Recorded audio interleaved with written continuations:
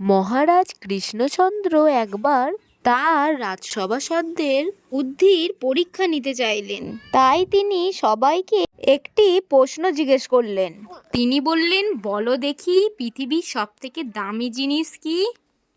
সভাসদরা সবাই যে যার মতো করে উত্তর দিল। কেউ বলল হীরা, কেউ বলল সোনা, কিন্তু মহারাজের কারোর উত্তরই ঠিকঠাক পছন্দ হলো না।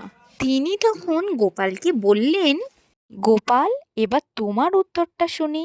গোপাল তখন বলল, আসলে মহারাজ, হীরা সোনা এইগুলোর থেকেও দামি জিনিস হচ্ছে বুদ্ধি। যার মাথায় বুদ্ধি আছে সে এই সব কিছুই আরামসে উপার্জন করতে পারবে, কিন্তু যার বুদ্ধি নাই সে এই সব কিছু পেয়েও হারাবে মহারাজ।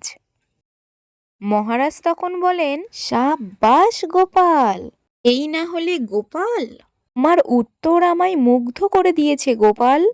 এই বলে গোপালকে মহারাজ একটা স্বর্ণের হার উপহার দেন। হ্যালো বন্ধুরা, কেমন লাগলো আজকের এই গল্পটি ভালো লেগে থাকলে একটা লাইক করে দেবে, আর হ্যাঁ, প্লিজ চ্যানেলটি সাবস্ক্রাইব করে দিও। আবার আসছি একটা মজাদার ভিডিও নিয়ে। আজকের মতন এই পর্যন্তই, টাটা।